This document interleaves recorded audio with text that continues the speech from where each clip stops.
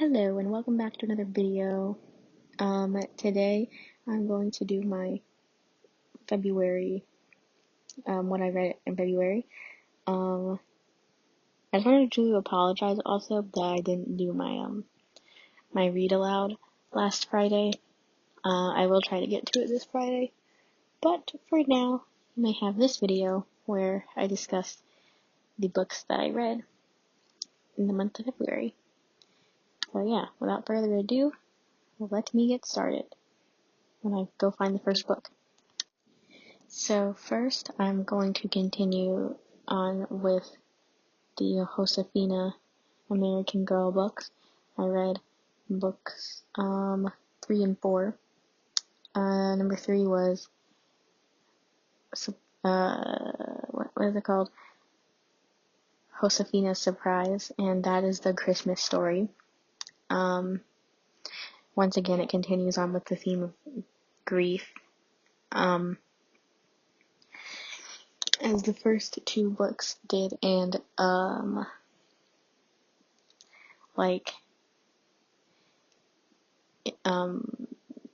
getting really attached to things that maybe a lost loved one gave you or something that reminds you of them, and it shows that it can be kind of distressing to, lose that thing,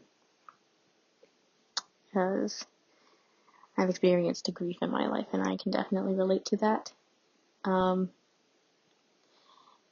And this book was focused a lot on a specific sister who was usually very sensible and rational and stuff like that, and so it was interesting seeing the more emotional side of this character.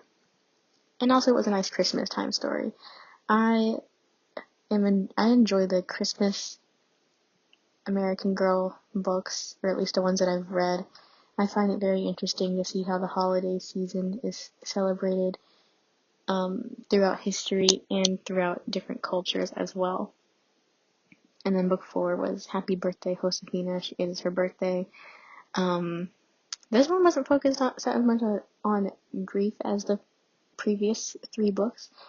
This one seems to be more about her hopes, because she wants to become a healer. And yeah, honestly, nothing much really happened in that book until the very last chapter, and then suddenly, boom, the crazy thing happens. I'm not gonna spoil it though, but yeah, that was pretty intense, honestly. Then I reread To Kill a Mockingbird by Harper Lee. I read this the first time in 2022, I think. Or was it 2021? I don't really remember, but I read it for school, and I loved it. I feel like every time whenever I read classics or whatever, I feel like I should be giving a more thoughtful, in-depth, well-spoken review of the book, and I'm not good at that. I just like to say my thoughts. So, yeah, honestly, yeah, a lot kind of goes on in this book. There's sort of a few different plot lines, like Tom Robinson trial and the Boo Radley thing and all of it. And it's nice to read about. I remember crying when I first read it. I listened to the audiobook this time. This was the first time I listened to the audiobook, and I really enjoyed the narrator. And yeah, I really enjoy our main character. I like how the story is sort of from a perspective of a little girl, just because I feel like it makes for some funny commentary and situations that happen. And yeah, I feel like this book also brings up some good discussions as well. Yeah, that was a reread. Love it. And that's all I really have to say. Then I read Everything by Nicola Yoon. I feel like I think I watched this movie a while ago. I don't even really remember it, but yeah, there's a movie, I'm pretty sure. Basically it's about Madeline, who has a rare disease that makes it so that she cannot leave her house. She's grew up just like in her house all the time. And yeah, doesn't really get to do much. And then new neighbors like move in next door or whatever, and she falls in love with the boy, Ollie. And yeah, that does not sound like a very good description, but basically, yeah. I feel like the story, I thought it was okay. It was definitely captivating, and I did want to continue reading to see what happened next. I was a little dissatisfied with the ending, not gonna lie. I feel like I would have, like, I don't know. It was just kind of disappointing.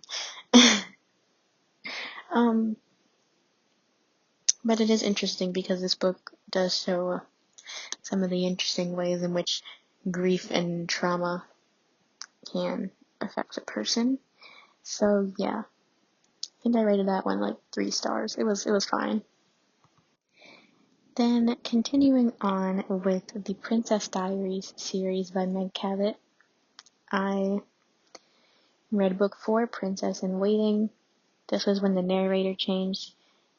I'm still not a really big fan of the new narrator, but oh well. This one, she gets to go to Genovia for the first time, and, she's having boy trouble, which is very interesting because if I remember correctly, okay, so basically I'm pretty sure, like, Grand-Mère gave her advice to sort of be like Jane Eyre, which I've never read before, but I guess just like to not, basically just ignore the boy and wait for him to like chase after her or whatever. And then I think her mom like finally set her straight. It's like, no, that's not how you should be treating your boyfriend. But then she is all like worked up and worried that he's gonna dump her because she had to cancel on a date because she had some other obligations. And I don't know, I feel like if I were him, I'd be more likely to dump her because of the whole being like Jane Eyre thing. Because, yeah, but I don't know, maybe that's just what I would do. I have no experience with romance really in books or in real life, so yeah, that happened. And then there was also a whole thing about how she was trying to find like her talent or whatever because she felt like everyone around her was good at something and she wasn't. Honestly, I can relate, okay? Sometimes the whole world around me feels so talented and like they're good at something, and then I don't feel that good at things a lot of the time. Mostly I just kind of read books all day. I mean, I don't really have much of a creative hobby or anything.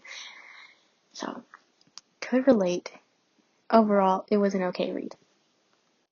Okay, then I read the first 2 books in the Babysitters Club series. The first one, I lost my review for it. I don't know what happened to it, but Chrissy's great idea. I really liked it. I like how diverse the like main quartet of characters are. Um, and yeah, honestly, I think Christy had a great idea. I mean, clearly because there's so many books in the series. I didn't like because I read book 2 as well. I think it was like Claudia and the Phantom phone call or whatever. I didn't like it as much, mainly just because I'm not into like that kind of scary mystery kind of vibe. I mean, it was still good. I like how in that one, I like how supportive the group was of Marianne, like, not being allowed to babysit because of her dad's rules. Because, they could have totally gotten, like, mad at her for it, and they didn't. And then, yeah. One thing I didn't like about the second book, though, was that the whole idea that if a boy mistreats you, that means that he likes you, because that's not true. Well, okay, I guess it could be true, but it shouldn't be true, and that's not how you should treat people when you like them. Because I remember one time, there was, like, a boy who was being really annoying and, like, teasing me all the time. And then I remember I told my mom about it, and she was like, oh, he does that because he likes you. And I'm like, okay, well, I don't like him, so we have a problem. But, yeah, I mean, I guess that's probably how some people may act when they like somebody. I just don't think that that should be normalized, if you know what I mean. And I totally wanted Christy to stand this boy up, but no, she was like, okay, sorry, my mom came in the room, but, basically what I was saying is that I wanted Christy to totally stand this boy up and not agree to go out with him after he was so terrible to her. I mean, he was just like kind of being an annoying middle school boy. He didn't do anything like despicable, but still. But yeah, I like how first of all, I like how each book is like from the perspective of a different club member, but I still like how we get to hear a lot about the other members as well. Like they'll have chapters dedicated to like their babysitting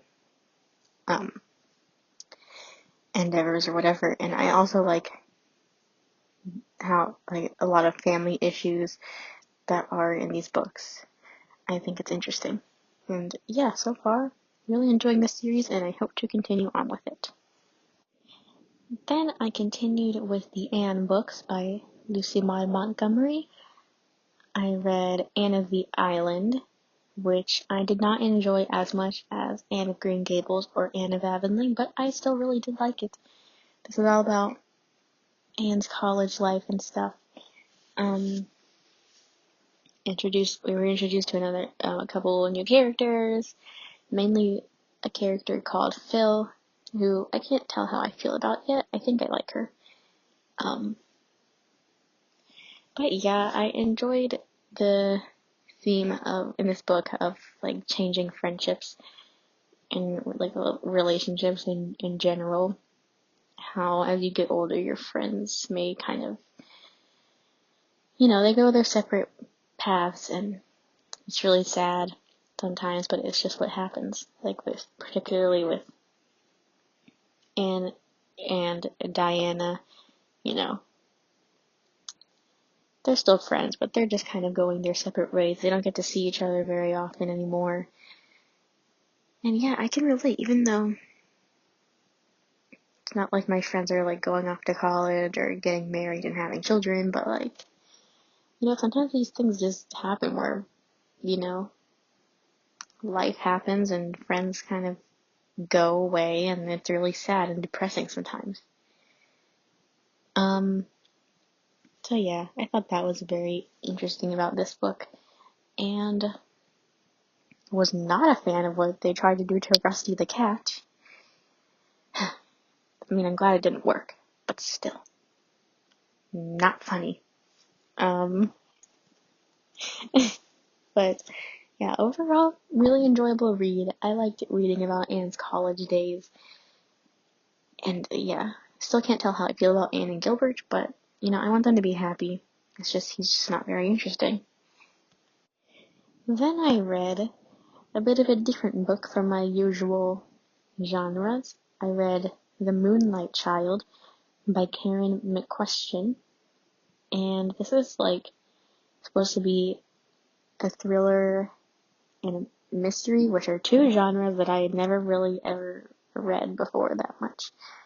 So I don't know how good this book is compared to other books of that genre, but personally, I really enjoyed it. It didn't really feel like much of a mystery though, but oh well. Basically, so we have Sharon, who's like an old lady. She's kind of, just living her old lady life. And she takes in Nikki, who is like a former foster child, just trying to, get back on her feet, try to get her life together. And they notice some suspicious activity at, okay, sorry, another person came in the room, but basically, Nikki and Sharon notice some suspicious activity at their neighbor's house. They notice at 11 o'clock at night, they seem to see a little girl, like a really little girl, like 5 or 6, washing dishes. And to Sharon's knowledge, they only have a son. So now they're like, what's up with this little girl? And so yeah, basically that's the story, and it sort of delves into this crazy family history, or like just, family issues or whatever, and all that happened. And it was very, very heartbreaking, actually. I wanted to cry a bunch of times. So yeah, but it was a really great story. Like I said, never really read a thriller before, so I don't know how this book would compare to other books in that genre. But I mean, I rated it 4 stars. I thought it was pretty good. So, and lastly on this list, I read The Secret Garden by Frances Hodgson Burnett. I've actually been reading this book for a couple months because this was a Braille book, and it already takes me a lot longer to read Braille than it does for audio, but also, I was reading this book in winter, and for all my Braille readers, y'all know, it is a struggle reading Braille in a cold environment, when you just want to put your hands under the blanket. You can't because they're reading. So this took me a while to get through, but I really enjoyed it. I was so salty though when this was announced for the group read for middle grade March, which, yeah, for those that don't know what that is, basically, read middle grade books in March. I will get into that in another video though, because I do have some videos planned for it. But yeah, I was like, oh dang it, I just finished that. But basically, it's about Mary, who is orphaned, and then she goes to live with relatives at Misselthwaite Manor, and she discovers the secret garden, and it's like, I really liked reading all about Mary and Colin and Dickon and all of the characters just discovering the secret garden. I feel like that wasn't a very good description, but it's basically what happened, and it's a pretty good story. So yeah, that's it. I can't talk. That is all of the books that I read in February 2025. I hope this gave you some ideas, and I hope that everyone had a great February. Mine was pretty good. But anyways, bye for now.